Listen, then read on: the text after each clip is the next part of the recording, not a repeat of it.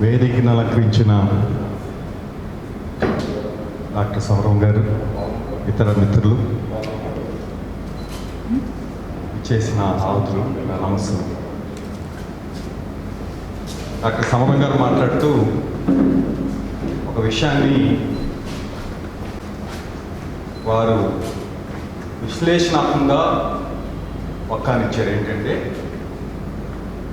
మన దేశంలో కార్మికులు సంఘటితం అవుతున్నారు, రైతులు సంఘటితం అవుతున్నారు, కానీ వినియోగదారులుగా మనం సంఘటితం అవట్లేదు. దాని మూలంగా వినియోగదారులు చాలా రకాలుగా నష్టపోతున్నారు. అసలు వినియోగదారులు కుడి దగ, ఎడమ దగ, ముందు దగ, వెనక దగ, అంతా దగానే. దీనికి ప్రధానమైన కారణం వినియోగదారుల్లో అవగాహన రాహిత్యం, చైతన్యం లేకపోవటం. భారతదేశంలో ఒక నానుడు ఉంది. ఏంటంటే, భారతదేశంలో చట్టాలు అరుస్తాయి, కానీ బహు అరుదుగా మాత్రమే కరుస్తాయి. అంటే లా barks but it rarely bites. What is the reason for this? దీనికి ప్రధానమైన కారణం ఏంటంటే, వినియోగదారుల్లో ఉన్న అవగాహన రాహిత్యం. ముఖ్యంగా చాలా రకాలుగా వినియోగదారులు నష్టపోతున్నారు, ఒకటి కాదు. సరే, ప్రపంచవ్యాప్తంగా కనుక అభివృద్ధి చెందిన దేశాల్లో మనం గమనించినట్లయితే, అక్కడ వినియోగదారుల ఉద్యమం ముందు పుట్టింది, తర్వాత చట్టం వచ్చింది. ముందు ఉద్యమం పుట్టింది, తర్వాత చట్టం వచ్చింది. కానీ భారతదేశంలో దానికి పూర్తి వ్యతిరేకంగా జరిగింది. భారతదేశంలో చట్టం ముందు వచ్చింది, ఉద్యమం తర్వాత వచ్చింది. మీకు తెలుసు, 1991లో ప్రైవేటీకరణ, సరళీకృత ఆర్థిక విధానాలు, ప్రపంచీకరణ అని ఒక కొత్త, అంతకుముందున్న ఏదైతే అంతకుముందుందో ఆ విధానాలను తీసేసి, అంతకుముందు ఏంటంటే పబ్లిక్ సెక్టార్కి పెద్దపీట వేయటం, స్టేట్ కంట్రోల్డ్ ఎకానమీ, దాన్ని తీసేసి ఈ సరళీకృత, ప్రైవేటీకరణ, వీటి మూలంగా ప్రజలకు మేలు జరిగిద్దని చెప్పి ఆ రోజున ప్రభుత్వం ప్రవేశపెట్టినప్పుడు నిష్ణానితులు ఏమన్నారంటే, వ్యాపారస్తులకి అపరిమితమైన స్వేచ్ఛ అధికారం ఇచ్చినప్పుడు అది వినియోగదారుల యొక్క హక్కుల్ని కాలరాస్తుంది. ఆడమ్ స్మిత్, ఆయన ఆర్థిక శాస్త్రానికి పితామహులు, ఆయన వెల్త్ ఆఫ్ నేషన్స్లో ఒక మాట చెప్పాడు. ఏం చెప్పాడంటే, merchants of the same trade rarely meet, but when they meet it ends up in conspiracy to Jack up the prices అన్నాడు. ఏమన్నాడు? ఒకే వ్యాపారాన్ని చేసే వర్తకులు చాలా అరుదుగా కలుస్తారు, కానీ వాళ్ళు కనుక కలిస్తే అది వినియోగదారులను దోచుకోవటానికి, ధరలను పెంచడానికి అది ఒక కుట్రగా మారిద్ది అన్నాడు. ఎప్పుడు 1765లోనే 85లో చెప్పాడు ఆ మాట ఆయన. అంటే ఆ నిష్ణాతులు ఏం చెప్పారంటే, వినియోగదారులకి స్వేచ్ఛా విపణి, కానీ స్వేచ్ఛా విపణి అనేది ఎక్కడ ఉండదు, ఒక టెక్స్ట్ బుక్లో ఉంటుంది. అమెరికాలో కూడా అమెరికాలో కొంత ఆర్మీని కూడా ఇచ్చేశారు, ఇది ప్రైవేటీకరణ చేశారు, జైలు కూడా ప్రైవేటీకరణే, కానీ అక్కడ స్వేచ్ఛా విపణి లేదు. మీరు కనుక హిస్టరీ కనుక చదివినట్లయితే, American markets are highly regulated అక్కడ. కాబట్టి ఏం చెప్పారు ఆ రోజున ప్రభుత్వానికి, వినియోగదారుల పరిరక్షణకి ఒక చట్టం తీసుకురావాలి. ఆ చట్టం అనేది ఒక కౌంటర్ వెయిలింగ్ ఫోర్స్గా పనిచేయాలి.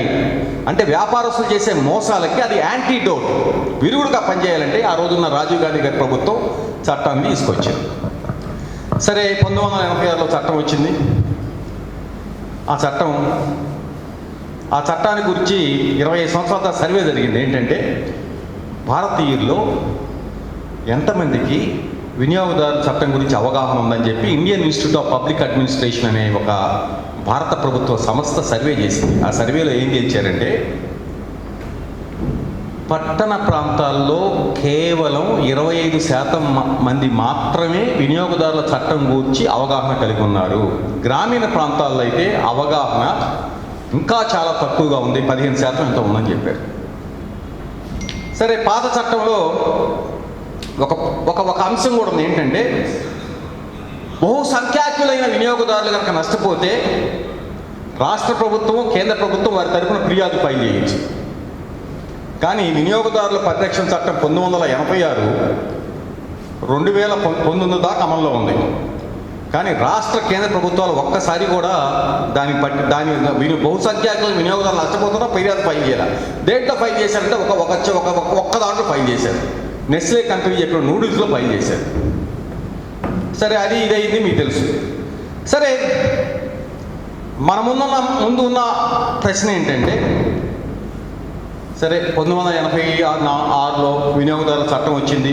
1986 నుంచి 2019 దాకా చట్టాన్ని అమలుపరుస్తూనే ఉన్నారు. ఆ చట్టం గురించి కూడా ప్రజా బాహుళ్యాల్లో పూర్తి అవగాహన లేదు. అయినప్పటికీ 2019లో కొత్త చట్టం తీసుకురావాల్సిన ఆవశ్యకత ఏంటి? ఎందుకు వచ్చింది? కొత్త చట్టం తీసుకురావాల్సిన ఆవశ్యకత ఎందుకు వచ్చింది? పాత చట్టం ఉంది కదా అంటే, దానికి ఒకే ఒక సమాధానం ఏంటంటే, చట్టం అనేది శూన్యంలో నుంచి పుట్టదు. ఏ చట్టమైనా సామాజిక మార్పుల్ని సామాజిక ఆర్థిక పరిస్థితులను ప్రతిబింబిస్తుంది. 1986లో వినియోగదారుల చట్టం తీసుకొచ్చినప్పుడు డిజిటల్ మార్కెటింగ్ లేదు, ఈ కామర్స్ లేదు, ప్రపంచమే ఒక ఇంటర్లింక్డ్ మార్కెట్గా లేదు. కానీ 2000 మామూలు 19కి వచ్చేదానికి digital markets, e commerce, interlinking of the world economies అనేది తీవ్ర స్థాయిలో జరుగుతుంది. ఉదాహరణకి చట్టంలో ఒక భావన ఉంది. ఏంటంటే భావన జ్యూరిస్డిక్షన్ అంటాం. ఆ జ్యూరిస్డిక్షన్ అంటే, ఉదాహరణకి నేను ఢిల్లీ వెళ్ళి కొన్ని వస్తువులు కొనుక్కున్నాను. నేను ఉండేది విజయవాడ వచ్చాను. వచ్చిన తర్వాత ఆ వస్తువులు లోపభూయిష్టంగా ఉన్నట్టు తేలింది. చట్టం ఏం చెబుతుంది? నువ్వు దాని గురించి కోర్టుకి వెళ్ళి న్యాయాన్ని పొందాలంటే ఢిల్లీలో నువ్వు కేసు దాఖలు చేయాలంటుంది. మరి ఈ రోజున చాలామంది, ముఖ్యంగా యువతరం, మరి డిజిటల్ టెక్నాలజీస్లో వాళ్ళు చాలా నిష్ణాతులు అయిపోయారు. ఏం లేదు, ఇంటికి ఏది కావాలన్నా కూడా ఆన్లైన్లో చేస్తారు. ఇప్పుడు ఆన్లైన్లో సరుకులు కొన్నప్పుడు ఎక్కడ కేసును దాఖలు చేయాలి? వినియోగదారుల పరిరక్షణ చట్టం 1986లో దీనికి సంబంధించి సమాధానం లేదు.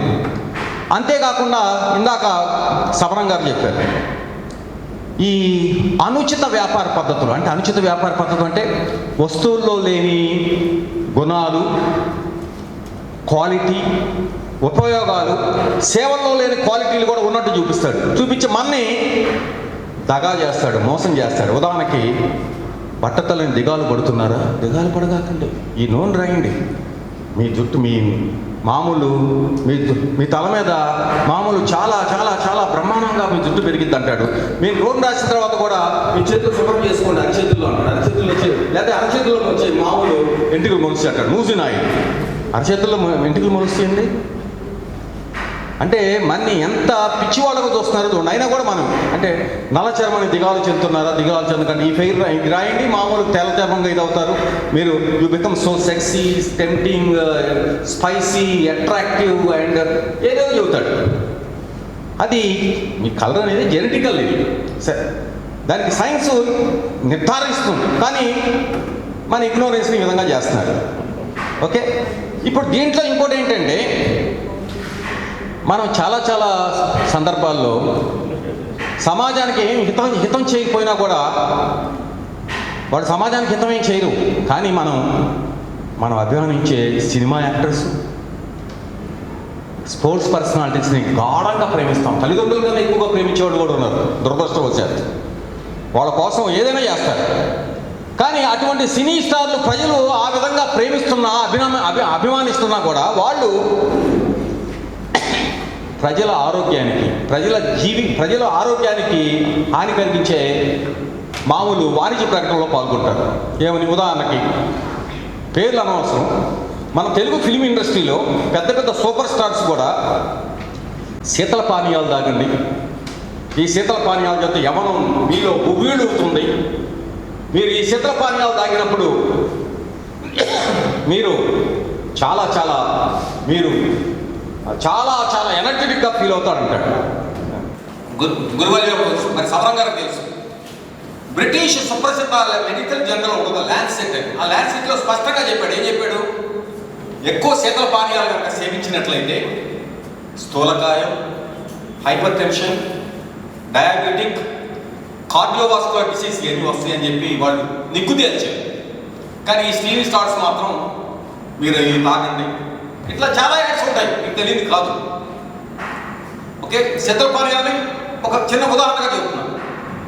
మరి వినియోగదారుల పరిరక్షణ చట్టం పాత చట్టంలో ఈ విధంగా తప్పుడు వాణిజ్య ప్రకటనలకి మద్దతు పలికే వీళ్ళని ఏమంటామంటే ఎండార్సర్స్ అంటాం.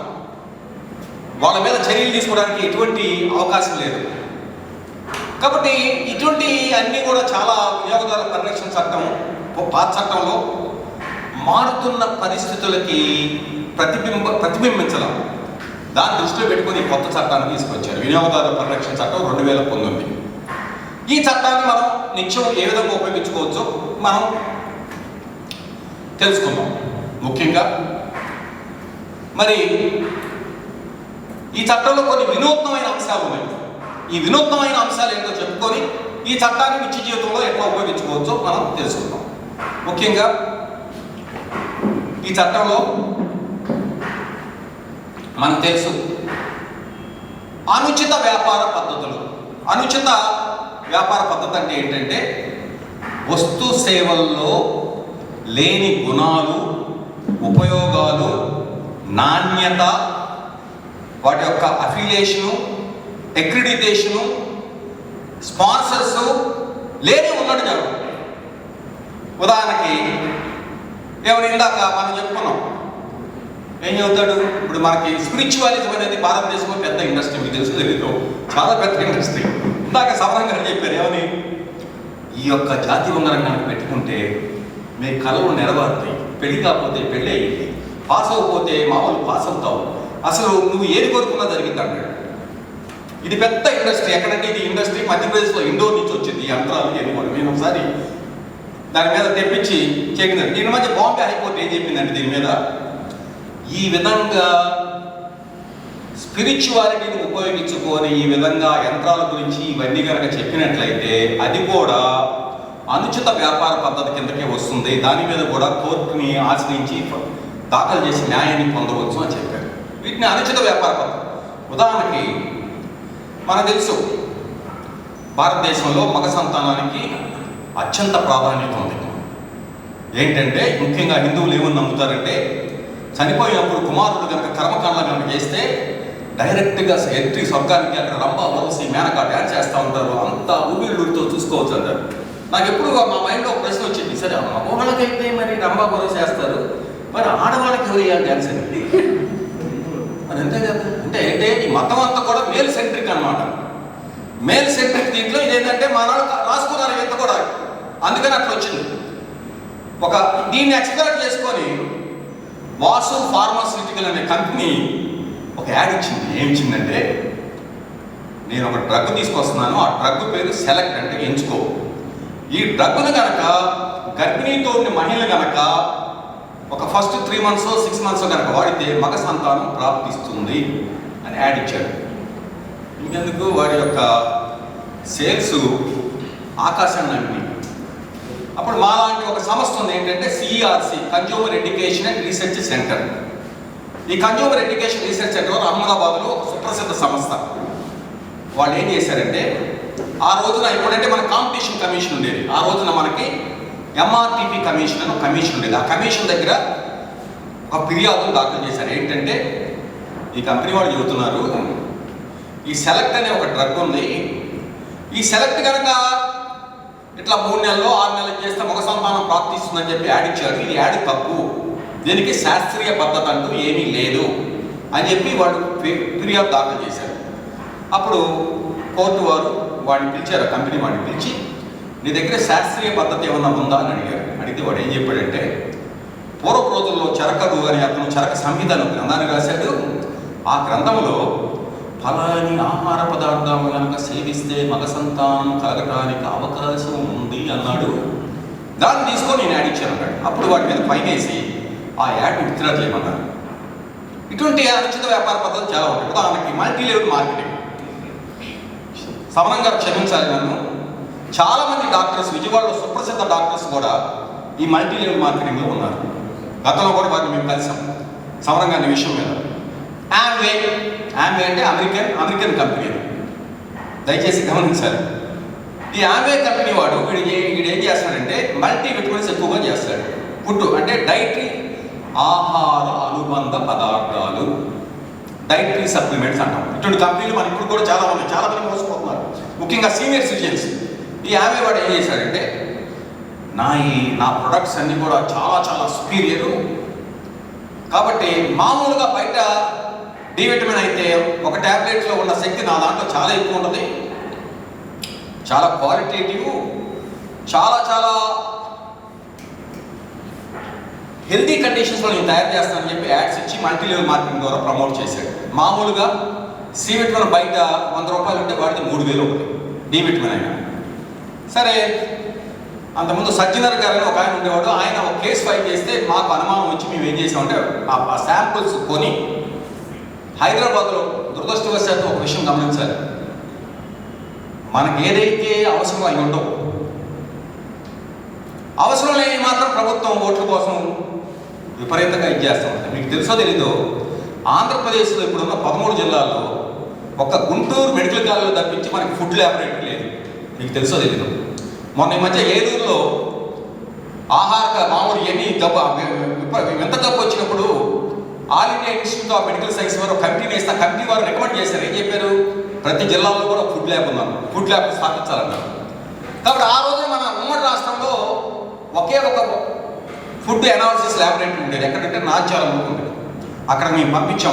పంపిస్తే వాళ్ళు ఏం చెప్పారంటే యావే ప్రొడక్ట్స్ కొన్ని అడల్ట్రేటెడ్, కొన్ని మిస్బ్రాండెడ్ ఇవన్నీ చెబితే దాన్ని బట్టి మనం ఇక్కడ విజయవాడ జిల్లా ఫోరంలో కేసు వేస్తే మేము వేసాం. మా సొసైటీ తరఫున, కన్జ్యూమర్ గైడెన్స్ సొసైటీ తరఫున వేస్తే ఆ ప్రొడక్ట్స్ విత్డ్రా చేయమన్నారు. ఈ తీర్పు తప్పని వాడు స్టేట్ కమిషన్కి వెళ్ళాడు. స్టేట్ కమిషన్ కూడా తీర్పు కరెక్ట్ అని చెప్పింది, నేషనల్ కమిషన్ కూడా తీర్పు కరెక్ట్ అని చెప్పింది. ఇట్లా ఈ విధంగా అంటే పెద్ద అంటే మళ్ళీ ఆమె అంటే అది మల్టీనేషనల్ కంపెనీ. చాలా మంది ప్రజల్లో ఒక అపోహ ఉంది ఏంటంటే మల్టీనేషనల్ కంపెనీ అయితే తప్పు చేయదు, చాలా మంచి ప్రొడక్ట్స్ దొరుకుతాయి. కాబట్టి ఇట్లా ఈ అనుచిత వ్యాపార పద్ధతుల మూలంగా చాలా రకాలుగా మనం నష్టపోతున్నాం. ఈ కొత్త ఏం చెప్పాడంటే ఈ అనుచిత వ్యాపార పద్ధతిని ఇంగ్లీష్లో ఏమంటామంటే అన్ఫేర్ ట్రేడ్ ప్రాక్టీసెస్ అంటాం. ఈ అనుచిత వ్యాపార పద్ధతిని వాణిజ్య ప్రకటనలో ఎవరైతే పార్టిసిపేట్ చేశారో, ఎవరైతే మద్దతు పలికారో, వాళ్ళు సినిమా యాక్టర్స్ కావచ్చు, స్పోర్ట్స్ పర్సనాలిటీస్ కావచ్చు, లేదా డాక్టర్స్ కావచ్చు, ఆ వ్యాపార ప్రకటన ఇచ్చిన వాడితోడు సహా ఈ ఎండార్సర్ కూడా జవాబుదారీ. వాడు కనుక ఆ విధంగా కనుక చేస్తే వాడి మీద 10 లక్షల దాకా వాడి మీద పరిహారం చేయొచ్చు. 2 ప్లస్ జైలు శిక్ష కూడా 3 సంవత్సరాల దాకా వేయచ్చు అన్నమాట. అంటే ఇది వినూత్నమైన అంశం. ఓకే, తర్వాత అంతకుముందు చట్టంలో అనుచిత వ్యాపార పద్ధతులు అంటే 5 రకాలుగా చెప్పాడు. ఇప్పుడు దీన్ని 9కి పెంచాడు. ఏం చెప్పాడు? వినియోగదారుడు కోరినప్పుడు బిల్లుని, రసీదుని, ఆ వినియోగదారుడు కోరకుండానే బిల్లును కానీ రసీదుని ఇవ్వడంలో నిరాకరిస్తే అది కూడా అనుచిత వ్యాపార పద్ధతి అన్నాడు. అంటే వినియోగదారుడు అభ్యర్థించకుండానే బిల్లు ఇవ్వాలి వ్యాపారస్తులు. ఆ విధంగా ఇవ్వకపోవటం కూడా అనుచిత వ్యాపార పద్ధతి అన్నాడు. ఇంకోటి ఏం చెప్పాడు? పాత వస్తువులకి నగిషి పెట్టి అలంకరణ చేసి కొత్త వస్తువులుగా అమ్మటం కూడా అనుచిత వ్యాపార పద్ధతి అన్నాడు. ఇంకా మూడోది ఏం చెప్పాడంటే, ఇప్పుడు వస్తువులు అమ్ముతాడు లేకపోతే సేవలు మనకి ఇస్తాడు, కింద కండిషన్ పెడతాడు. ఏమని? Goods once sold will not be taken back అంటాడు. మీకు తెలుసు కొత్త చట్టంలో ఆ విధంగా పెట్టడం అనుచిత వ్యాపార పద్ధతి అవుతుంది. వస్తువుల్ని నేను కొనుక్కున్నా, అవి డిఫెక్టివ్ గూడ్స్ అయినప్పుడు తప్పనిసరిగా దాన్ని ఎంత కాలం అయితే చెప్పాడో ఆ కాలంలో కూడా తిరిగి తీసుకోవాలి. కాలం చెప్పలేదు అనుకో, అప్పుడు డిఫెక్ట్ ఉన్నాయి. అప్పుడు 30 రోజుల్లో నేను తిరిగిస్తే కంపల్సరీగా తీసుకోవాల్సిందే, వస్తువు కావచ్చు సేవ కావచ్చు. దయచేసి గమనించాలి. కాబట్టి వస్తు సేవల్లో లోపాలు ఉన్నప్పుడు ఒకవేళ వ్యాపారస్తుడు ఉత్పత్తిదారుడు ఆ వస్తు సేవల్లో లోపాలు ఉంటే నేను ఇన్ని రోజుల్లోపు తీసుకుంటాను అని చెప్పి ఆ కాల పరిమితిలోకి తీసుకోకపోయినా అది అనుచిత వ్యాపార పద్ధతి. కాలం చెప్పినప్పుడు 2 రోజులు 30 రోజుల్లో తీసుకోవాలి. తర్వాత మీకు తెలుసు, ఇటీవల supreme court Puttaswamy versus union of India కేసులో ఏం చెప్పిందంటే privacy is a fundamental right అని చెప్పింది. మన సుప్రీంకోర్టు ఏం చెప్పింది, ప్రతి భారతీయుడికి కాదు, భారతదేశంలో నివసించే అతను పౌరుడైనా పౌరుడు కాకపోయినా అతనికి జీవించే హక్కు ఉంది. జీవించడం అంటే కుక్కలాగా, నక్కలాగా, పన్నిలాగా జీవించడం కాదు. జీవించడం అంటే హుందాగా, గౌరవప్రదంగా జీవించడం అని చెబుతూ సుప్రీంకోర్టు ఏం చెప్పిందంటే ప్రాథమిక హక్కైన జీవించే హక్కులో చాలా హక్కులు ఇమిడి ఉంటాయని చెబుతూ ఏం చెప్పిందంటే ప్రైవసీ అంటే గోప్యత, వ్యక్తి గోప్యత కూడా జీవించే హక్కుల అంతర్భాగం అని చెప్పింది. గోప్యత అంటే ఇప్పుడు మన డాక్టర్ గారి దగ్గరికి నేను పేషెంట్గా వచ్చినప్పుడు నా ఇన్ఫర్మేషన్ అంతా డాక్టర్ గారు కాన్ఫిడెన్షియల్గా ఉంచాలి, ఎవరికి పంచుకోకూడదు. పంచుకుంటే నా ఫ్యామిలీ మెంబర్స్తో చేయొచ్చు, అది జీవించే హక్కులో భాగం అని చెప్పింది. కాబట్టి కొత్త చట్టంలో ఏం చెప్పారంటే వినియోగదారుడు వ్యాపారస్తుడికి, ఉత్పత్తిదారుడికి ఏదైనా సమాచారం కనిపిస్తే ఆ సమాచారాన్ని వినియోగదారుడు అనుమతి లేకుండా వేరే వాళ్ళకి ఇవ్వడానికి వీలు లేదు. అంటే నా ఫోన్ నెంబర్ కావచ్చు, నా ఫోటో కావచ్చు, లేకపోతే నేను నా పర్చేసింగ్ హ్యాబిట్ ఏంటి, నా బయింగ్ హ్యాబిట్ అనేది వేరే వాళ్ళకి ఇవ్వడానికి వీలు లేదు. అది జీవించే హక్కుల అంతర్భాగం. ఇటీవల మీకు తెలుసు డిజిటల్ మార్కెట్స్ వచ్చింది. మీరు డిజిటల్ మార్కెట్లో మీ ప్రతి స్టెప్ను కూడా మనని ఆ కంపెనీలు గమనిస్తూనే ఉంటారు. మీకు తెలుసో తెలీదో, and Google knows more about you than you know about yourself. దయచేసి గమనించండి, నేను చెప్తున్నా, ప్రఖ్యాతి చెందిన డేటా సైంటిస్టులు చెబుతున్నారు. ఓకే, కాబట్టి ఇటువంటి ప్రైవసీకి సంబంధించి అంటే వ్యక్తి గోప్యతకు సంబంధించిన సమాచారాన్ని ఎవరితో కూడా అతను అనుమతి లేకుండా ఇవ్వడానికి వీల్లేదు. కాబట్టి ఇవన్నీ కూడా అనుచిత వ్యాపార పద్ధతికి యొక్క విస్తృతిని పెంచాడు కొత్త చట్టంలో. అంతకుముందు 5 ఉన్న వాటిని 9 చేశాడు. అంతకుముందు 5 ఏంటి, ఉదాహరణకి వస్తు సేవల్లో లేని గుణాలు ఉన్నట్టు చెప్పడం, వస్తు సేవల్లో లేని మామూలు ప్రయోజనాన్ని ఉన్నట్టు చెప్పడం, అదేవిధంగా డిస్కౌంట్ సేల్స్. ఇందాక డాక్టర్ సమరం గారు చెప్పారు, ఏమంటాడు, వాడిని అట్రాక్ట్ చేయడానికి 90% డిస్కౌంట్ అంటాడు. అక్కడ షాప్కి వెళ్ళగానే వాటి మీదేనండి డిస్కౌంట్, వీటి మీద లేదంటాడు. ఆ విధంగా ఇవ్వడం కూడా అనుచిత వ్యాపార పద్ధతి. చట్టంలో ఏం చెప్పారు, నువ్వు డిస్కౌంట్ అన్నప్పుడు స్పష్టంగా చెప్పాలి. ఆ డిస్కౌంట్ అనేది సహేతుకమైన కాలానికి ఇవ్వాలి. అంతేగాని discount will be given until stock loss అంటే అది అనుచిత వ్యాపార పద్ధతి కిందకి వస్తుంది. డిస్కౌంట్ అనేది మినిమం ఇంత పీరియడ్ ఉండాలి. మూడోది ఏంటంటే వస్తు సేవల కొనుగోలుపై ప్రైస్ అంటాడు. ఏమంటాడు, ఈ వస్తువులు కొనుగోలు చేస్తే 1+1 అంటాడు. దీని ధర పెంచి దాంట్లో కలుపుతాడు. అది కూడా అనుచిత వ్యాపార పద్ధతి. ప్లస్ వస్తు సేవల అమ్మకాలపై లాటరీ క్రియేట్ చేస్తాడు. అంటే ఈ వస్తువు కొంటేనే లాటరీ టికెట్ ఇస్తానంటాడు. అది కూడా అనుచిత వ్యాపార పద్ధతి. లేదా ఆ లాటరీ నిజంగా కండక్ట్ చేయదు, అది కూడా అనుచిత వ్యాపార పద్ధతి. అదేవిధంగా వస్తువుల్ని కృత్రిమంగా దాచేసి వస్తువుల యొక్క రేటు పెంచుతాడు. అది కూడా అనుచిత వ్యాపార పద్ధతి. ఇప్పుడు కొత్తగా 4 ఏంటి, ఇందాక చెప్పుకున్నాం కదా, బిల్లు నిరాకరించడం, తర్వాత పాత వస్తువులకి రంగేసి నగిషి వేసి అలంకారం చేసి కొత్త వస్తువులకు అమ్మడం. మూడోది వస్తువులు ఒకసారి అమ్మితే నువ్వు ఉంచుకోవడమే నేను తిరిగి తీసుకొని అంటాం. నాలుగోది వ్యక్తి గోప్యతకు సంబంధించిన సమాచారాన్ని వినియోగదారుడు అనుమతి లేకుండా వేరే వాడుకోవడం. ఇవన్నీ కూడా అనుచిత వ్యాపార పద్ధతికి వస్తాయి. తర్వాత ఇంకో కొత్త చట్టంలో ఇంకో వినూత్నమైన అంశం ఏంటంటే, అంతకుముందు మనకి అహేతుకమైన ఒప్పందాలు ఉంటాడు. అహేతుకమైన ఒప్పందాలు అంటే ఏంటి అంటే న్యాయపూరితం కానీ ధర్మబద్ధం కానీ సహేతుకంగా లేని ఒప్పందాలని అహేతుకమైన ఒప్పందాలు అంటాం. పాత చట్టం లేదు, కొత్త చట్టంలో చెప్పాడు. ఏం చెప్పాడు, ఈ అహేతుకమైన ఒప్పందాల మూలంగా నష్టపోతే వినియోగదారుల ఫోరాలను ఆశ్రయించి న్యాయాన్ని పొందొచ్చున్నాడు. ఈ అహేతుకమైన ఒప్పందాలు ఏంటో కొన్ని ఉదాహరణలు చెప్పాడు. ఉదాహరణ ఎట్లా, వస్తువుని మనం బుక్ చేసుకునేటప్పుడు ఎక్కువ అడ్వాన్స్ కట్టమంటాడు. ఉదాహరణ కారు బుక్ చేసుకునేటప్పుడు ₹1,00,000 కట్టమంటాడు, అది అహేతుకమైన ఒప్పందం అవుతుంది. లేకపోతే లోన్ తీసుకుంటే లోన్ క్లోజ్ చేసేటప్పుడు ఏమంటాడు, నువ్వు ఎక్కువ స్థాయిలో ఫోర్క్లోజర్ ఛార్జెస్ కట్టాలంటాడు, అహేతుకమైన ఒప్పందం. లేకపోతే ఏమంటాడు, నువ్వు నా దగ్గర ఈ వస్తువు కొంటే నా దగ్గర సర్వీస్ కూడా నువ్వే చేయించుకోవాలి, సర్వీస్ చేయించుకోతే వస్తువు నమ్మనంటాడు, వస్తువు డిమాండ్ ఎక్కువగా ఉంది, అది కూడా అహేతుకమైన ఒప్పందం అన్నాడు. ఇట్లా అహేతుకమైన ఒప్పందాల గురించి చాలా స్పష్టంగా ఈ చట్టంలో నిర్వచించడం జరిగింది. ఇంకోటి ఏంటంటే, ముఖ్యంగా ఈ చట్టంలో కొన్ని వినూత్నమైన అంశాలు చెప్పాడు. ఏంటంటే, అంతకుముందు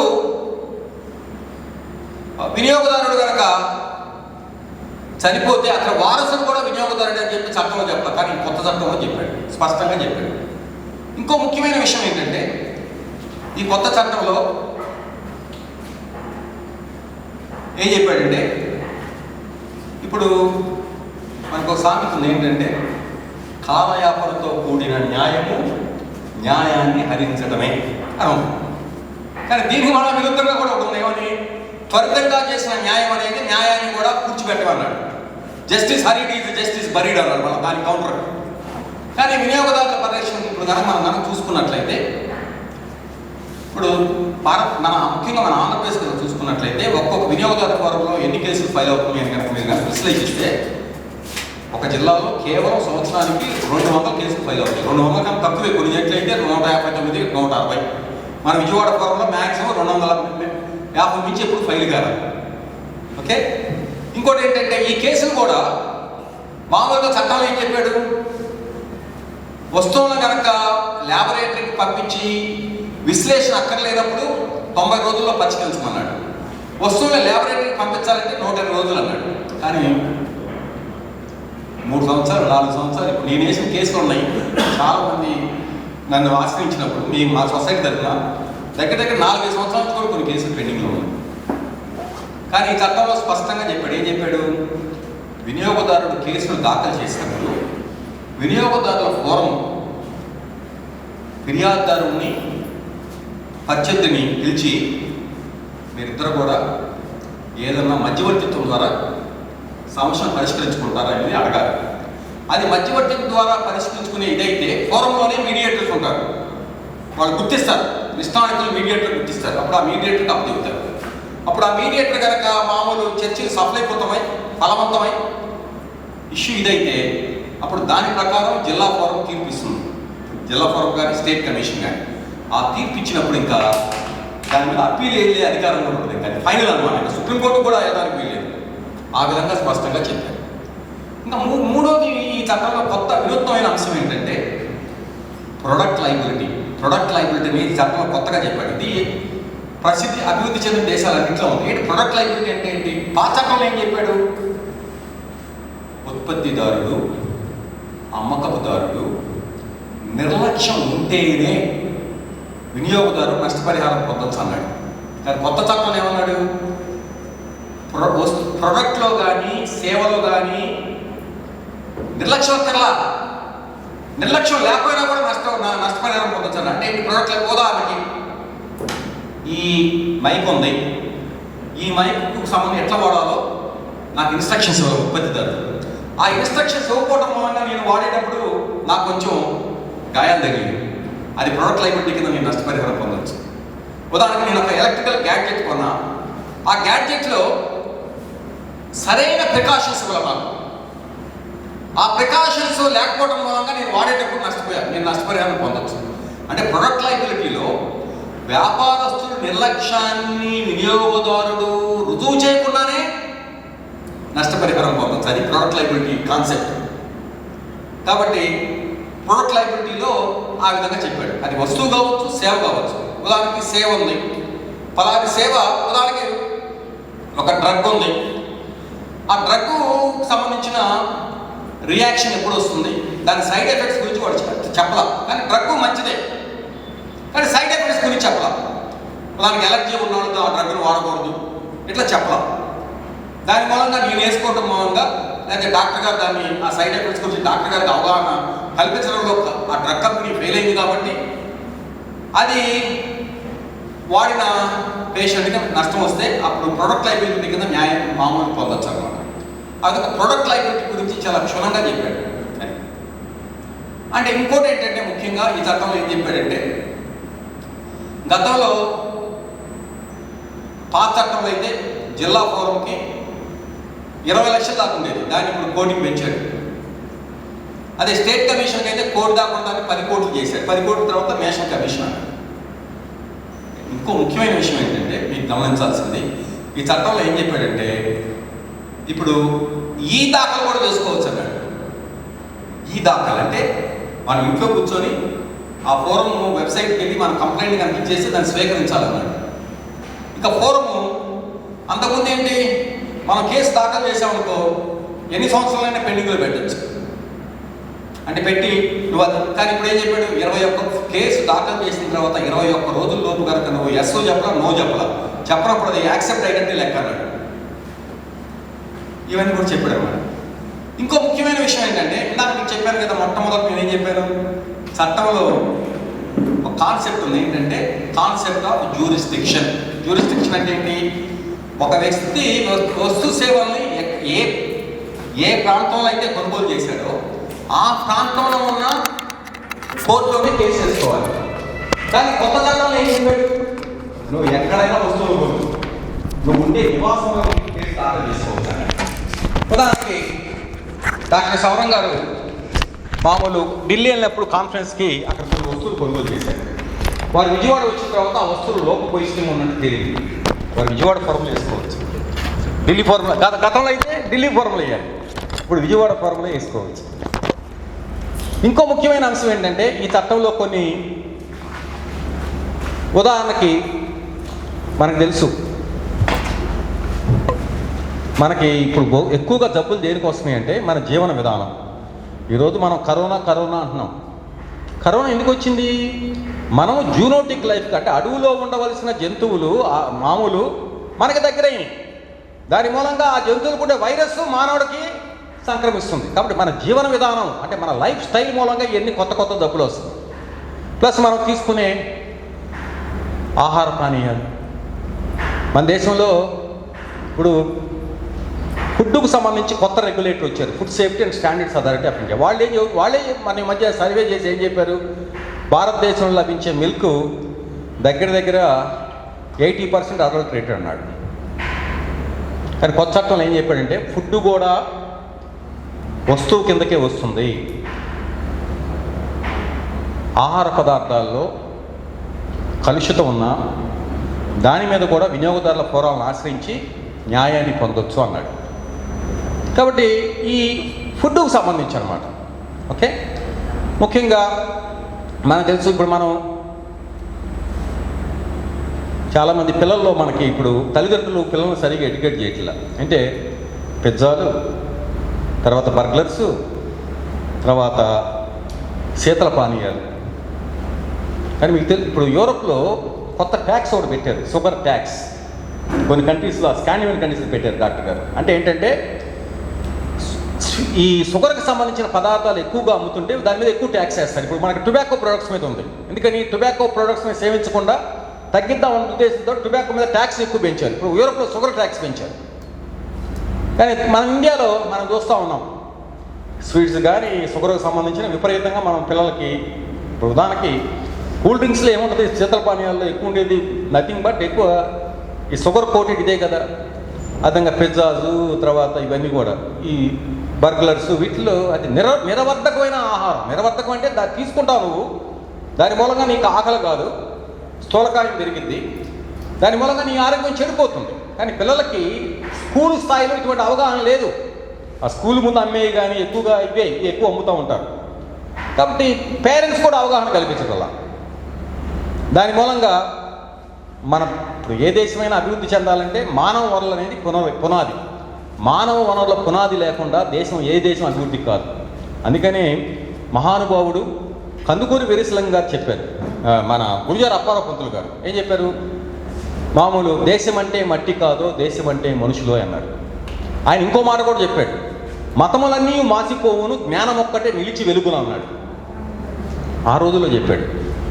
దాదాపు 100 సంవత్సరాల క్రితం. కానీ దురదృష్టవశాత్తు మన పాలకులు వాటిని పూర్తిగా విస్మరించారు, వాటి గురించి పట్టించుకోవట్లేదు. కాబట్టి ఈ ఆహార అనుబంధ పదార్థాలు కానీ ఆహార పదార్థాల్లో కానీ కలుషితమైతే వినియోగదారుల ఫోరాన్ని ఆశ్రయించి మనం న్యాయాన్ని పొందవచ్చు. ముఖ్యంగా వినియోగదారుల ఫోరంను ఆశ్రయించడం అంటే మనకి తెలుసు, ఒక సామెత ఉంది ఏంటంటే, కోర్టుని ఆవు కోసం ఆశ్రయిస్తాడు, కోర్టులో కేసు గెలిచిన తర్వాత ఆవు పోయి మేక వచ్చిందనుకుంటా వస్తుంది అని చెప్పి ఒక నిజం. ఎందుకని చెప్పారు ఈ విధంగా? కోర్టుకి వెళ్ళటం అనేది మామూలు ప్రైసులతో కూరుకుంది. కోర్టులోకి వెళ్ళాలంటే భారీగా డబ్బులు ఖర్చు పెట్టాలి. గెలిచినా కూడా ఇంకోటి కూడా ఉంది కదా, గెలిచినాడు ఏమన్నా ఇంటి దగ్గర ఏడిస్తే ఓడిపోయినాడు, కోర్టు ఆవరణలోనే ఏడుస్తాడు చెట్టు కింద అనేది. అది కానీ ఈ చట్టం ప్రకారం, వినియోగదారుల పరిరక్షణ చట్టం ప్రకారం మీరు న్యాయవాదిని పెట్టుకోవక్కర్లా, మీ కేసును మీరే స్వయంగా దాఖలు చేయొచ్చు. ప్లస్ ఇంకోటి ఏంటంటే, సంక్లిష్టమైన కోర్టు ప్రొసీజర్ వర్తించదు. మీకు తెలుసు, మామూలుగా కోర్టుకి మీరు సివిల్ కేసు వేయాలనుకో, సివిల్ ప్రొసీజర్ కోడ్ ఉంటుంది, అది సంక్లిష్టంగా ఉంటుంది, మీకు అర్థం కాదు. లాయరు జడ్జి గారు ఏదో టెక్నికల్గా మాట్లాడుకుంటారు. కానీ కన్జ్యూమర్ కోర్టులో పామర్లో కూడా అర్థమయ్యే భాషలో ఇచ్చారు. ఇంకో ఇది ఏంటంటే, అసలు ఫీజు అనేది చాలా చాలా నామినల్. 5 లక్షల లోపు అయితే మీరు ఫీజు కూడా కట్టక్కర్లా. ఇప్పుడు ఉదాహరణకి మీరు రిఫ్రిజిరేటరో లేకపోతే అన్నీ 5 లక్షల లోపే కదా ఉండేది, అవునా కదా? 5 లక్షల లోపు అయితే అసలు నయా పైసా కూడా ఫీజు కట్టక్కర్లా, మీరు డైరెక్ట్గా మీరు కేసు దాఖలు చేయొచ్చు. లేకపోతే మాలాంటి స్వచ్ఛంద సంస్థకు వస్తే మేమే మీ తరఫున కేసు ఫైల్ చేస్తాం. ఓకే, ఇప్పుడు మన డాక్టర్ మెహర్ ప్రసాద్ గారు ఒకసారి నాకు ఫోన్ చేసి ఆయన వారు ఏదో వాటర్ ఫిల్టర్ కొనుక్కున్నానండి, మామూలు అదేదో ఇదిగా కాలేదని చెప్తే నేను ఎమ్మటే నోటీస్ ఇచ్చాను. 2 రోజులు సెటిల్ అయిపోయింది. ఓకే, తర్వాత మేడం గారు, డాక్టర్ గారి స్కిన్ స్పెషలిస్ట్ మన దీక్ష గారు వారు కేసు నాకు పంపించారు. ఏంటంటే, ఒక డెంటల్ చదివిన లేడీ మామూలు కాస్మెటిక్ ట్రీట్మెంట్ చేస్తుంది. She not competent. Actually dental చదివిన వాళ్ళు కాంపిటెంట్ కాదు. అదేదో పాప అమ్మాయికి అదంతా చేస్తే ఇదంతా ఇదైపోయింది. అప్పుడు మనం నోటీస్ ఇస్తే నోటీస్ తోటి పని అయిపోయింది. అట్లా చాలా ఇదైంది. ఓకే, కాబట్టి ఇట్లా చాలా ఇప్పుడు మనకు తెలుసు, ఇప్పుడు చాలామంది వెయిట్ రిడక్షన్ సెంటర్స్ అని కోకొల్లకు వచ్చినాయి, విజయవాడలో కూడా చాలా ఉన్నాయి. ఓకే, వీళ్ళు చెప్పేది ఏంటి, మీరు మామూలుగా తినండి వెయిట్ రెడ్యూస్ అయ్యింది అంటాడు. అయిద్దా? అవ్వదు. దానికిట్నే ఒక పాండిచేరు కంపెనీ వాడు ఒక యాడ్స్ ఇచ్చాడు, ఒక 4-5 యాడ్స్ ఇచ్చాడు. యాడ్స్ ఇస్తే ఆ యాడ్ దీని ప్రకారం నేను వినియోగదారుల ఫోరంలో ఇస్తే ఆ యాడ్ ఏంటంటే, ఆ డ్రగ్ వాడు ఏం చెప్పాడు, నేను పైనాపిల్ నుంచి ఒక డ్రగ్ తీశాను, ఒక జ్యూసు డ్రగ్, అది కనుక తాగితే వెయిట్ తగ్గిద్ది అన్నాడు. మనం వేసాం ఫోరంలో వేస్తే నా దగ్గర శాస్త్రీయ ఆధారం ఏం లేదన్నాడు. ఎమ్మటే విత్డ్రా చేయమన్నారు, క్లోజ్ అయిపోయింది. ఇట్లా చాలా మనం ఇటువంటి వాటిని అనమాట. ఉదాహరణకి ఒక కేరళ కంపెనీ, ఆ కేరళ కంపెనీ వాడు ఏం చెప్పాడు, చాలామంది డాక్టర్ గారికి కూడా తెలిసే ఉంటుంది, ఈ సెక్షువల్ పొట్టత్వం లేదని బాధపడద్దు, నా యొక్క డ్రగ్ ఆర్మీ క్యాంటీన్లో కూడా, మామూలు నేవల్ క్యాంటీన్స్లో కూడా దొరుకుతుంది ఈ డ్రగ్ కనుక వాడితే, అదే స్టెరానో ఏదో చెప్పి వాడు విపరీతంగా యాడ్స్ ఇచ్చాడు. దాని మళ్ళీ ఇద్దరు డాక్టర్లు పెట్టాడు, అబ్రహం అని ఇంకొకరిని. 3 మీద మేము క్రిమినల్ కేసు పెట్టాం, విజయవాడలో జరిగింది. పెడితే వాడు దగ్గర సైంటిఫిక్ ఎవిడెన్స్ ఏం లేదు. ప్లస్ ఆ డ్రగ్ని నేను డ్రగ్ డిపార్ట్మెంట్ దగ్గర కూడా కంప్లైంట్ పెడితే, ఆ డ్రగ్ని పంపిస్తే దాంట్లో వాడు ఏమని చెప్పాడు, ఆయుర్వేదిక్ డ్రగ్ అన్నాడు. దాంట్లో అల్లోపతి ఇది ఉంది, ఇది కూడా ఏదో అది ఉంది. అంటే ఇట్లా అన్నీ మనం కనుక అప్రమత్తంగా కనుక లేకపోతే నిత్యం మనం దోపిడీకి గుర్తు. ఇవి కాకుండా ఫైనాన్షియల్ కంపెనీస్ మనకు తెలుసు. మొన్న ఈ మధ్య ఎటువంటి సెక్యూరిటీ లేకుండా లోన్స్ ఇస్తామని చెప్పి దాదాపు 20 మంది, దగ్గర 10 మంది చచ్చిపోయారు. ఓకే, కొంతమంది హెడ్ మాస్టర్స్ కూడా ఏంటంటే, మనిషికి ఎట్లుంటుందంటే అత్యాశ. ఇప్పుడు దురదృష్టవశాత్తు ఏంటంటే, మనం సివిక్ ఎడ్యుకేషన్ నేర్పాలి స్కూల్స్లో కానీ కాలేజీలో కానీ. సివిక్ ఎడ్యుకేషన్ అంటే సంఘ జీవనం. అరే నువ్వు బాగుంటేనే ఎదుటోడు బాగుంటాడు రా, ఎదుటోడు బాగుంటే అందరం బాగుంటాం అన్న కాన్సెప్ట్ ఉండదు. అంటే హైలీ ఒక ఆయన హెడ్ మాస్టర్ గారు నా దగ్గరికి వచ్చాడు. ఏంటంటే ఆయన ఖమ్మంలో టీచర్, హెడ్ మాస్టర్. మళ్ళా సార్ కోకోకోలా లాటరీ వచ్చిందన్నారండి, దగ్గర దగ్గర 3 కోట్లు అన్నారు. దానికి ప్రాసెసింగ్ ఛార్జెస్ వచ్చేసి మామూలు ఒక 20,000 కట్టమన్నాడు. ఫస్ట్ 20,000 కట్టాను, తర్వాత దానికి ప్రాసెసింగ్ ట్యాక్స్ ఇవన్నీ కలిపి మళ్ళీ ఒక 2 లక్షలు కట్టమన్నాడు. అప్పుడప్పుడు 2 లక్షలు కట్టానండి అన్నాడు. వాళ్ళ హెడ్ మాస్టర్ ఆయన. ఏమైంది? అది మోసం. ఇటువంటి చాలా చాలా మోసాలు మనం చూస్తూ ఉంటాం అన్నమాట. ఇవన్నీ కాకుండా మనకు తెలుసు, ముఖ్యంగా నా డాక్టర్ గారు చెప్పారు, అంటే మన దగ్గర మరి రెగ్యులేటరీ మెకానిజమ్స్ అంటే అనేది చాలా చాలా డిస్మల్గా ఉన్నాయి. అసలు ప్రజాస్వామ్యం బ్రతికి బట్ట కట్టగలగాలంటే వ్యవస్థలు సరిగా పనిచేయాలి. కానీ ఈ రోజున్న ప్రభుత్వాలు ఆ వ్యవస్థనే నాశనం చేస్తున్నాయి. మీకు తెలుసు, ముఖ్యంగా మనకు తెలుసు ఇప్పుడు ఈ రోజున మరి కోవిడ్, నేను మొన్న ఈ మధ్య ఒక నెల రోజుల క్రితం మా మిస్సెస్కి బాగాలేకపోతే ఆ అనుమానం వచ్చి అపోలో డయాగ్నోస్టిక్కి వెళ్తే 500 తీసుకున్నాడు. నిన్న మా ఫ్రెండ్ వాళ్ళ తమ్ముడికి బాగాలేకపోతే తీసుకెళ్ళాడు అదే అపోలో డయాగ్నోస్టిక్కి. వాళ్ళు ఏం చెప్పారు తెలుసా? సార్ మీకు ఎమ్మటే టెస్ట్ రిజల్ట్ మీకు 24 గంటల టెస్ట్ రిజల్ట్ కావాలంటేనేమన్నా 1200, 48 గంటల టెస్ట్ రిజల్ట్ కావాలంటే 500 అని అన్నారు. ఈరోజు రెమ్డెసివిర్ మీకు తెలుసో తెలీదో బ్లాకులు అమ్ముతున్నారు విజయవాడలో కూడా. బ్లాకులు అంటే where is the regulatory mechanism?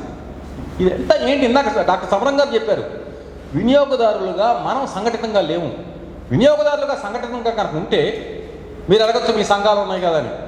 మా సంఘాల్లో పరిమితమైన సంఘాలు, మాకు చాలా చాలా ఇవి ఉన్నాయి. కాబట్టి మనమంతా కూడా సంఘటితమైనప్పుడు డెఫినెట్గా ఇటువంటి సమస్యలు చాలా చాలా ఉన్నాయి, ఒకటి కాదు. ఈ రోజున వంట నూనె ధరలు ఏంటండి? మీరు ఎప్పుడైనా గమనించారా? ఎప్పుడన్నా ఆ స్థాయికి వెళ్ళినాయా? అదే ఇంకో దేశంలో అయితే ప్రభుత్వాలు ఎమ్మటే దిగిపోతాయి. ఇప్పుడు వంట నూనె కానివ్వండి, ప్రతిదీ కనుక మీరు కనుక చూసుకున్నట్లయితే మన దేశంలో ఒక దళారీ వ్యవస్థ నడుస్తుంది. ఒక దళారీ వ్యవస్థ మీరు దయచేసి గమనించాలి. దీనికి ఒకే ఒక విరుగుడు ఏంటంటే వినియోగదారులు సంఘటితం అవటం. వినియోగదారులు సంఘటితం కానంత మట్టుకి ఈ వ్యవస్థ ఇదే విధంగా నడుస్తుంది. దయచేసి గమనించాలి. ఇంకోటి ఏంటంటే ముఖ్యంగా ఈ కొత్త చట్టంలో ఏం చెప్పాడంటే సెంట్రల్ కన్జ్యూమర్ ప్రొటెక్షన్ అథారిటీ అని చెప్పి ఒకదాన్ని ఇంకా స్థాపించాల. దీన్ని చట్టం అని చెప్పాడు 2019లోనే వచ్చింది చట్టం, కానీ ఇంత మటుకు స్థాపించాల. దాని మీద సుప్రీంకోర్టులో కూడా రిట్ చేశారు, హీరింగ్ ఉంది. ఎందుకంటే వినియోగదారుల పరిరక్షణ చట్టం 2019 వచ్చి ఇన్ని రోజులైనా కూడా మీరు చట్టాన్ని అమలు చేయడానికి మీకు ఎటువంటి చిత్తశుద్ధి లేదని చెప్పి ప్రభుత్వం మీద ఇదేశారు. ఈ సెంట్రల్ కన్జ్యూమర్ ప్రొటెక్షన్ అథారిటీలో కనుక మనం కనుకుంటే అది కనుక స్థాపిస్తే ఇటువంటి అనుచిత వ్యాపార పద్ధతులు ఉంటాయి చూసారా? అంటే బట్టతల మీద కూడా గుర్తు కొలిచింది. బట్టతల అనేది అంటే జెనరిక్ ఇష్యూ. అంటే నల్ల చర్మం తెల్లబడిద్ది, లేకపోతే ముసలి వయసు తగ్గిద్ది, మీరు లాంగివిటీ పెరిగిద్ది, దాని మీద రీసెర్చ్ జరుగుతుంది అది. కానీ వీడి ముందే వేరే ఇది చేస్తాడు. తర్వాత పాస్ గ్యారంటీ, లేకపోతే ఫీజు రిఫండ్. ఓకే, ఇటువంటి చాలా చాలా మనం అనిత్యం చూస్తూ ఉంటాం. ఓకే, ఇప్పుడు ఇవన్నీ కూడా అనుచిత వ్యాపార పద్ధతి కిందకు వస్తే ఆ సెంట్రల్ కన్జ్యూమర్ ప్రొటెక్షన్ అథారిటీ కనుక వస్తే ఎవరైనా కూడా ఇటువంటి అనుచిత వ్యాపార పద్ధతి మీద మామూలు ఫిర్యాదు దాఖలు చేయొచ్చు. ఆ సెంట్రల్ కన్జ్యూమర్ ప్రొటెక్షన్ అథారిటీ వచ్చేలోపు మనం వినియోగదారుల ఫోరంలో కూడా అటువంటి తప్పుడు వాణిజ్య ప్రకటనల మీద మనం తప్పనిసరిగా ఫిర్యాదుల్ని దాఖలు చేసి న్యాయాన్ని పొందవచ్చు. కాబట్టి ఇవన్నీ కూడా ఈ కొత్త చట్టంలో చాలా చాలా వినూత్నమైన అంశాలు. కానీ చట్టంలో ఇవన్నీ ఉన్నాయి కదా, మరి వినియోగదారులకి పాలిట చట్టం అనేది ఒక రకంగా చెప్పాలంటే ఒక కల్పవృక్షం. వినియోగదారులకు న్యాయం జరుగుతుందా అన్న ప్రశ్న మన మధ్యలో సహజంగానే వస్తుంది. చట్టం వినియోగదారుడికి చుట్టం కావాలంటే వినియోగదారుడికి చట్టం మీద సరైన అవగాహన ఉండాలి. చట్టం మీద సరైన అవగాహన లేకుండా వినియోగదారుడు ఆ చట్టాన్ని ఎట్లా ఉపయోగించుకుంటాడు? చట్టం ఎంత మంచిదైనా కావచ్చు, ఆ చట్టం గురించి వినియోగదారుడికి అవగాహన లేనప్పుడు చట్టాన్ని ఉపయోగించడం అనేది జరగదు, అది నిరుపయోగంగా పోతుంది. అవును కదా? కాబట్టి సమరం గారు ఈ వినియోగదారుల చట్టం గురించి ప్రజా బాహుళ్యాల్లో చైతన్యం కల్పించడానికి ఈ సెమినార్ని ఈ రోజున పెట్టడం నిజంగా అభినందనీయం. వారు ఈ యొక్క మంచి మనకి ఒక సామెత ఉంది ఏంటంటే మహిళల ప్రయాణం కూడా ఒక అడుగుతో మొదలవుతుందని ఈ రోజున నేను ఈ ఒక్క అడుగే నమ్ముతున్నాను. ఈ ఒక్క అడుగు కొన్ని లక్షల మైళ్ళకి మనం వెళ్ళాల్సి తప్పనిసరిగా వెళ్తాము, మన గమ్యం చేరుతాము. ముఖ్యంగా ఈ వినియోగదారుల చట్టాలతో పాటు ఇంకా వినియోగదారుల హక్కుల పరిరక్షణకి చాలా చట్టాలు ఉన్నాయి. ఉదాహరణకి weights and measures act, legal metrology, package commodity rules, ఇవన్నీ ఉన్నాయి. ఉదాహరణకి మనకు తెలుసో తెలీదో, ఉదాహరణకి ఈ weights and package commodity rules 2011లో వినియోగదారులకు సంబంధించి వస్తువును కొనేటప్పుడు ప్యాకేజీ మీద ఏం చూడాలో సమగ్రమైన సమాచారం ఉండాలి. అది ప్యాక్ చేసింది ఎంత, దాంట్లో ఉన్న కంటెంట్స్ ఎంత, దాని ఎంఆర్పి, ఇవన్నీ ఉండాలి. ఆ కంటెంట్ లేకుండా ఇది చేస్తే అది మిస్లేబుల్డ్ ప్యాకెట్ అంటాం. ఒక్కసారి ఎంఆర్పి దాని మీద ఉన్న తర్వాత దాని మీద మళ్ళీ వేరేది పెంచుతూ ఇది చేయడానికి వీల్లేదు. ఎప్పుడు వేయచ్చు, ఒకే ఒక సందర్భంలో వేయచ్చు. ఇప్పుడు దీని మీద ఎంఆర్పి 12 రూపాయలు ఉందనుకోండి, దీన్ని తగ్గించి అమ్మాలనుకుంటున్నాడు. అప్పుడు ఆ 12 రూపాయలు కనపడేటట్టు దాని కింద 9 రూపాయలు వేయచ్చు. అంతేగాని ఆ 12 రూపాయలు మూసేసి 15 రూపాయలు వేయడానికి వీల్లేదు. అది ఐస్ క్రీమ్ కావచ్చు. ఇప్పుడు మనం చాలా శీతపానీయాలు ఐస్ క్రీమ్లు వీళ్ళు చెబుతారు, సార్ కరెంటు రేట్లు ఇట్లా పెరిగినాయండి, మీరు ఇస్తారా అంటాడు. అది కానీ సుప్రీంకోర్టు ఏం చెప్పింది, అట్లా అనడానికి వీల్లేదని చెప్పింది. అది మనం ఇప్పుడు ఐనాక్స్ థియేటర్స్ మీద మేమే వేస్తే అట్లా వేయడానికి వీల్లేదని ఒక్కొక్కరి మీద 5 లక్షలు జరిమానా వేశారు. కానీ దురదృష్టవశాత్తు స్టేట్ కమిషన్లో ఆయన జడ్జి గారికి ఏంటంటే, కొంతమంది జడ్జెస్కి కూడా మామూలు అనకూడదు, వాళ్ళు రియాలిటీని చూడరు. ఆయన ఏమన్నారు, ఐనాక్స్ థియేటర్కి పూరి వెళ్ళరు కదా, డబ్బులు పే చేసేవాడే కదా వెళ్ళేదని ఆయన కొట్టేశాడు. ఇప్పుడు దానికి మళ్ళీ మేము నేషనల్ కమిషన్లో అప్పీల్ చేసాం. ఓకే, ఇట్లా అంటే వాస్తవ దృక్పథం అనేది ఉండదన్నమాట. అండి ఐనాక్స్కి పూరి వెళ్ళండి, ఎంటర్టైన్మెంట్కి ఎవరైనా వెళ్ళొచ్చు, అంతే కదా. కాబట్టి ఇట్లా ఉంటాయన్నమాట. అంటే ఇప్పుడు చాలామందికి నేను దగ్గర కొన్ని వేల కేసులు వినియోగదారుల కేసులు వేశాను. కానీ ఒక్కోసారి మాకే నిరుత్సాహం వచ్చింది ఇటువంటి తీర్పులు చూస్తూ ఉంటాయి. ఎందుకు ఇంత చేసాము, ఇంత ఖర్చు పెట్టాము, జేబులో డబ్బులు కూడా ఖర్చు అని చెప్పి ఒక్కోసారి నిరుత్సాహం కూడా వేస్తూ ఉంటుంది అనమాట. కానీ తప్పదు, మన లక్ష్యం ఏదైతే ఉందో ఆ లక్ష్యాన్ని మనం కంపల్సరీగా ఇచ్చేయాలి. ఇంకో ముఖ్యమైన విషయం ఏంటంటే ఈ చట్టంలో, సరే వెయిట్స్ అండ్ మెజర్స్ యాక్ట్లో దాంట్లో చెప్పాడు కంపల్సరీగా దాంట్లో టోల్ ఫ్రీ నెంబర్ ఇవ్వాలి, మళ్ళీ ఈమెయిల్ ఇవ్వాలి. ఎవరు ఆ సప్లయర్ ఎవడైతే దీన్ని ప్రొడ్యూస్ చేశాడో, ప్రోడక్ట్ కావచ్చు సర్వీస్ కావచ్చు, కంపల్సరీగా అవన్నీ ఇవ్వాలని చెప్పి ప్యాకేజీ కమోడిటీ రూల్స్లో చెప్పడం జరిగిందనమాట. సరే ఇవన్నీ కాకుండా మనకి డ్రగ్స్ అండ్ కాస్మెటిక్స్ యాక్ట్ ఇవన్నీ కూడా ఉన్నాయి. ఇప్పుడు కొంతమంది ఏంటంటే ఈ drugs and magic remedies objectionable advertisement act, doctor గారికి బాగా తెలిసేది, ఏం చెబుతాడు, కొన్ని రోగాలకు పర్మనెంట్ క్యూర్ అనేది ఉండదు. అయితే మ్యాజిక్ రెమెడీస్ గురించి చెబుతాడు. మ్యాజిక్ రెమెడీ అంటే మనం ఇందా చెప్పుకున్నాం కదా, ఈ ఉంగరం పెట్టుకుంటే మీకు క్యాన్సర్ తగ్గిద్ది అంటాడు, లేకపోతే పలాని ద్రవంగాన తాగితే మీకు క్యాన్సర్ నయమైంది. మ్యాజిక్ రెమెడీస్ అంటాం. దాని మీద అది యాక్చువల్గా క్రిమినల్ అఫెన్స్. వాళ్ళ మీద విజయవాడలో ఒక ఆయన డాక్టర్ ఆయన రవీంద్ర అనుకుంటాను, ఎయిడ్స్కి మందు ఉందని చెప్పి చాలా చోట అడ్వర్టైజ్మెంట్ ఇచ్చాడు. దాని మీద మామూలు తీసేశారు కదండి, వారిని మెడికల్ తీసారు. కాబట్టి ఇటువంటి అంటే మన దేశంలో ప్రజల యొక్క అవగాహన రాహిత్యాన్ని పెట్టుబడిగా ఎంచుకొని వ్యాపారం చేసే సంస్థలు, వ్యక్తులు, కోకొల్లలు దయచేసి గమనించాలి. కాబట్టి దీనికి ఒకటే ఒక ఇదేంటంటే మనం అప్రమత్తంగా ఉండాలి. ముఖ్యంగా వాళ్ళు సుప్రసిద్ధ సంస్థలు కూడా ఉండొచ్చు. ఉదాహరణకి బ్యాంక్స్, పెద్ద బ్యాంక్స్, ఐసిఐసిఐ బ్యాంక్ కావచ్చు, హెచ్డిఎఫ్సి బ్యాంక్ కావచ్చు, లేదా ఇంకో బ్యాంక్ కావచ్చు. ఈ మధ్య ప్రభుత్వ రంగ బ్యాంకులు కూడా ప్రైవేట్ రంగాలతోటి పోటీ పడుతున్నాయి ఈ విధంగా మోసం చేయటంలో. కనుక కొంత మట్టుకు చూస్తే ప్రభుత్వ రంగ సంస్థలు వాటిలో తక్కువ నా అవగాహన అయితే మాత్రం. కానీ అవి కూడా ఏంటంటే ఇప్పుడు మేము షేర్ హోల్డర్స్కి అకౌంటబిలిటీ అని చెప్పి మినిమం ఛార్జెస్ చేయటం, చేయటం ఇవన్నీ కూడా చేస్తున్నాం. కాబట్టి మనం అప్రమత్తంగా ఉండాలి, దయచేసి గమనించాలి. ఇంకా ముఖ్యంగా ఇంకో విషయం ఏంటంటే ఈ చట్టం సమర్థవంతంగా, సాఫీగా, పటిష్టంగా అమలు జరగాలంటే మనం బాధ్యతగా ఉండాలి. ప్లస్ మనం పూర్తి అవగాహనతో కలిగి ఉండాలి. మనకు తెలిసిన విషయాన్ని మనం నలుగురితో పంచుకోవాలి, దయచేసి గమనించాలి. అంటే వినియోగదారుల ఫోరాల్లో తక్కువ కేసులు దాఖలు అవుతున్నాయి అంటే అర్థం వినియోగదారుల దోపిడీ తక్కువగా ఉండటం కాదు, వినియోగదారుల సమస్యలు తక్కువగా ఉండటం కాదు, దానికి కారణం వినియోగదారుల్లో అవగాహన లేకపోవటం. దయచేసి గమనించాలి. కాబట్టి ఈ అవగాహన ఎప్పుడైతే వస్తుందో తప్పనిసరిగా వినియోగదారుల ఫోరాల్లో కేసులు చాలా చాలా పెద్ద స్థాయిలో పెరుగుతాయి. ఆ విధంగా పెరిగినప్పుడు వ్యాపారస్తుల్లో కూడా ఒక జవాబుదారీతనం, పారదర్శకత, బాధ్యత అనేది పెరుగుతుంది. అట్లా లేనప్పుడు వినియోగదారుడు చాలా అవగాహన రాహిత్యంగా ఉన్నాడు, ఏంట్లే మనం దోచుకుంటే అన్నట్టు ఉంటుంది. ముఖ్యంగా ఈ రోజున డిజిటల్ మార్కెటింగ్లో ఒక వస్తువు చూపిస్తాడు, ఇంకో వస్తువు అమ్ముతాడు. చాలామంది నా దగ్గరికి వచ్చారు. చూపించే వస్తువు ఒక రకంగా ఉంటుంది, కానీ పాపం తెలియదు అతనికి. చాలామంది మన దేశంలో కర్మ సిద్ధాంతం తెలుసు కదా, పూర్వజన్మలో ఏదో పాపం చేశాను అందుకని జరిగింది నాకు, నా కర్మ అనుకుంటాం. తనలో తాను కుమిలిపోతాడు. తనకు జరిగిన నష్టాన్ని వేరే వాటితో కూడా పంచుకోడు. కాబట్టి నష్టం జరిగినప్పుడు వేరే వాళ్ళతో చెప్పాలి, ఇదిగా బాబు అని చెప్పి దాంట్లోనే మామూలు ఇంటర్నెట్లోనే మామూలు దాన్ని కనుక ఫీడ్ చేస్తే రెండో వాడికి పాప అవగాహన వస్తుంది. కానీ అట్లా చేయడు. చాలామంది చాలా తక్కువ మంది చేస్తూ ఉన్నారు.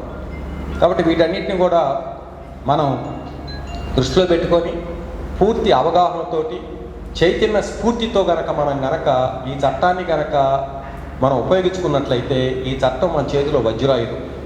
దయచేసి గమనించాలి. మనకి సమాచార హక్కు చట్టం ఎట్లనో ఈ చట్టం కూడా ఆ విధంగా వజ్రాయుధం. ఈ చట్టం ఈ చట్టం గురించి మీరు పూర్తి అవగాహన ఉంటే మీరు వస్తు సేవల్ని వినియోగం చేయకుండా ఏ మనిషి జీవితాన్ని కొనసాగించటం అనేది దుర్లభం. వస్తు సేవలు కొనసాగించకుండా మనం మన జీవితాన్ని సాఫీగా చేసుకోవచ్చా? లేదు కదా. కాబట్టి వస్తు సేవల కొనుగోలు అనేది మానవ జీవితంలో తప్పనిసరి. తల్లి గర్భం నుంచి చచ్చిపోయిన శవానికి కూడా వస్తు సేవల వినియోగం కావాలి. కాబట్టి ఆ వస్తు సేవల వినియోగంలో మీరు నష్టపోకుండా మంచి నాణ్యమైన వస్తు సేవలను పొందుతూ నాణ్యమైన జీవితాన్ని గడపాలంటే వినియోగదారుల పరిరక్షణ చట్టం గురించి మీకు పూర్తి అవగాహన ఉండాలి. అవగాహన కలిగి ఉండటమే కాదు, మీ నిత్య జీవితంలో ఈ చట్టాన్ని ఏ విధంగా అన్వయించాలో కూడా మీకు అవగాహన ఉంటే మీరు తప్పనిసరిగా నాణ్యమైన జీవితం గడుపుతూ మీ యొక్క తోటి పౌరులకు కూడా మీరు సహాయం చేస్తూ సామాజిక ప్రగతికి మీరు దోహదం చేస్తారంటో ఏమాత్రం అతిశయోక్తి కాదు. నాకు ఈ అవకాశం ఇచ్చిన సమరం గారికి, మీ అందరికీ ధన్యవాదాలు. మీకు ఏమన్నా సూచనలు, సలహాలు, మీకు ఏమైనా సందేహాలు కనుకుంటే నివృత్తి చేసుకుందాం.